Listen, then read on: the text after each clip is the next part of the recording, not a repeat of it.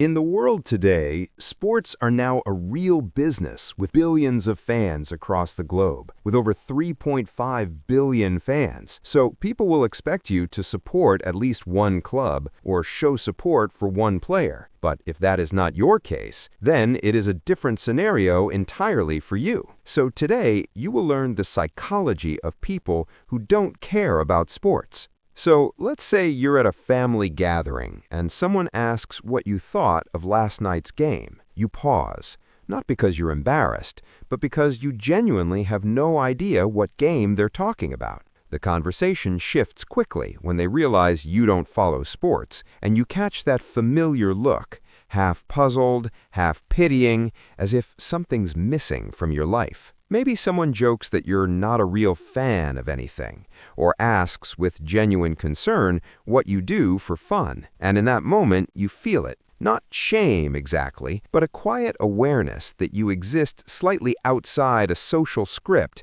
everyone else seems to have memorized. Here's what's strange, though. That moment isn't about sports at all. It's about what we've collectively decided sports represent: passion, loyalty, community, the ability to care about something larger than yourself. And if you don't participate, the assumption is that you're somehow missing those qualities entirely.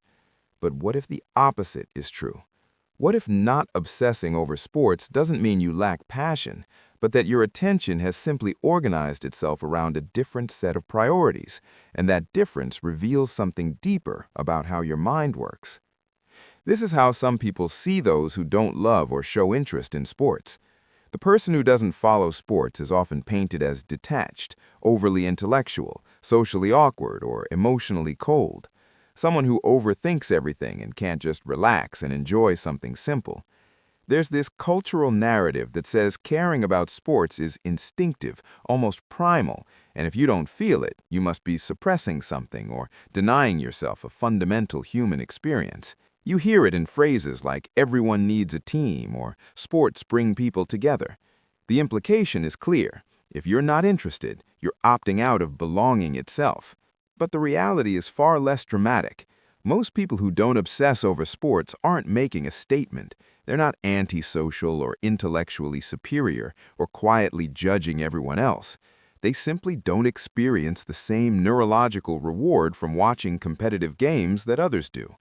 And that difference isn't a deficit, it's just a difference in what captures their attention and why. There's a concept in psychology called selective attention, and it's one of the most misunderstood aspects of how we engage with the world. Your brain is constantly filtering out information, not because it's lazy, but because it has to. You can't care deeply about everything. Attention is finite, and where you direct it says less about what you reject and more about what genuinely activates your curiosity, your sense of meaning, your emotional investment. For some people, sports activate all of that: the uncertainty of the outcome, the loyalty to a team, the shared ritual of watching, the visceral thrill of competition. Their brains light up in response to those elements. But for others, those same elements feel arbitrary, not boring necessarily, just not resonant. And so their attention flows elsewhere, toward music, toward ideas, toward craftsmanship, toward relationships, toward problems that feel personally significant. Psychologists who study intrinsic motivation have found that people are most engaged when an activity aligns with their core values and offers a sense of autonomy, competence, or connection. Sports offer that for millions of people. But here's the key: those same needs can be met in radically different ways. Someone who spends hours learning an instrument, researching a historical event, or perfecting a recipe is experiencing the same depth of engagement. The content is different, but the psychological architecture is the same. They're not detached, they're deeply attached, just to something else. And this is where the cultural misunderstanding deepens. We've built entire social structures around sports, holidays, rituals, and shared language. And so when someone doesn't participate, it reads as absence rather than presence. But if you pay attention, you'll notice that people who don't follow sports often have their own equally intense focus areas. They're the ones who can talk for an hour about a book or a film or a scientific concept or a moral question. They're not passionless. They're just passionate about things that don't come with uniforms and scoreboards. There's also a quieter element at play, one that doesn't get talked about much. For some people, the tribalism inherent in sports fandom feels uncomfortable, not morally, but psychologically. The idea of aligning your emotional state with the success or failure of strangers, of feeling genuine anger or joy based on outcomes you have no control over, can feel oddly dissonant. And this isn't about being too rational or emotionally repressed. It's about how some minds process investment and meaning. They need a more direct sense of agency, a clearer connection between effort and outcome, or a form of engagement that feels less dependent on external variables.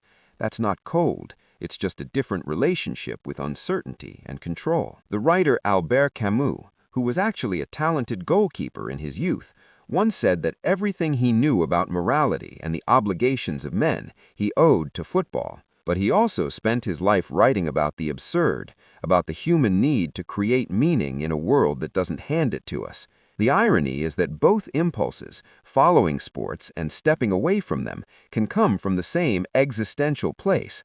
We're all trying to make sense of randomness, to feel connected to something, to experience moments that feel significant. Some people find that in the structure of a season, the arc of a rivalry, the shared heartbreak of a loss. Others find it in quieter, more solitary pursuits.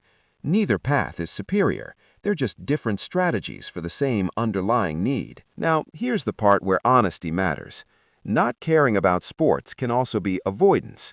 If you're using your disinterest as a way to feel intellectually above others, or to avoid vulnerability in social settings, or to maintain a sense of separateness that protects you from real connection, that's worth examining.